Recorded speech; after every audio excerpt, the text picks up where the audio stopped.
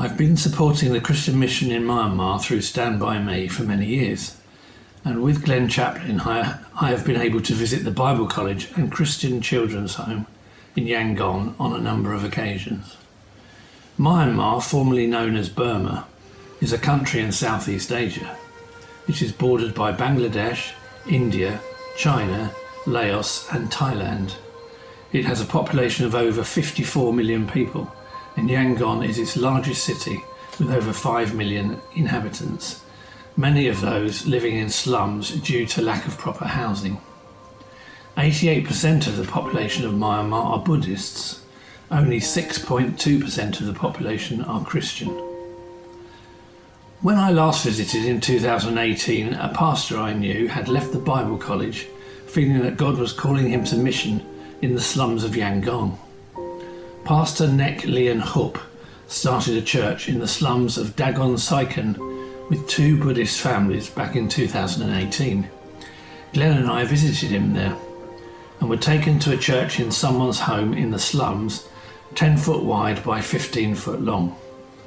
Both Glenn and I are tall men, and the floor was so thin we thought we might fall through it. Now in 2020, the church in the slums has grown to over 20 families. On the 27th of April this year, I heard from Pastor Nek that COVID-19 had arrived in Yangon. The people in slums that he knew were now without jobs, had no means to buy food for their families. I decided that I wanted to help them and shared this with my home group.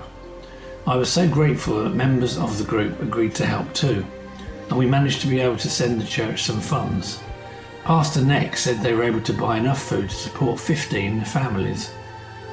Pastor Nek has shared that the name of God is magnified amongst the Buddhists he has helped, and they said, "Your religion is good. No one cares for us like you do."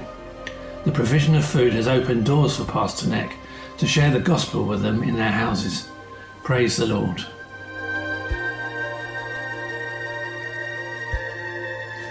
On 13th of June, Pastor Nek sent an urgent prayer request. The house of one family from the church in the slums had collapsed, and the family were now living in a pigsty. How many of us have described messy homes or bedrooms as a pigsty? And here was a family reduced to living in one. I once again brought this to the home group.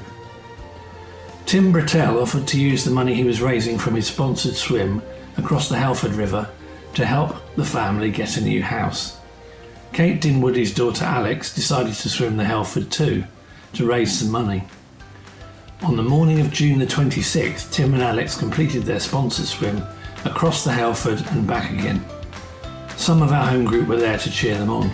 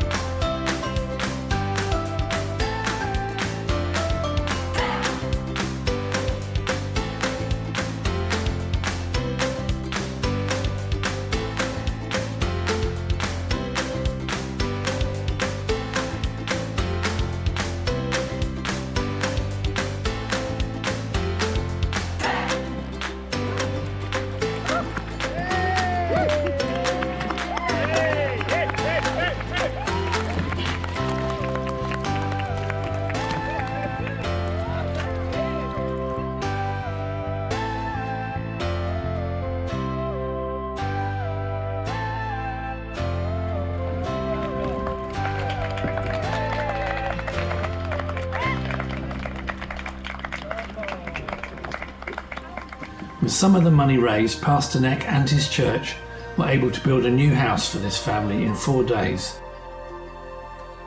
They used what materials were available at the time.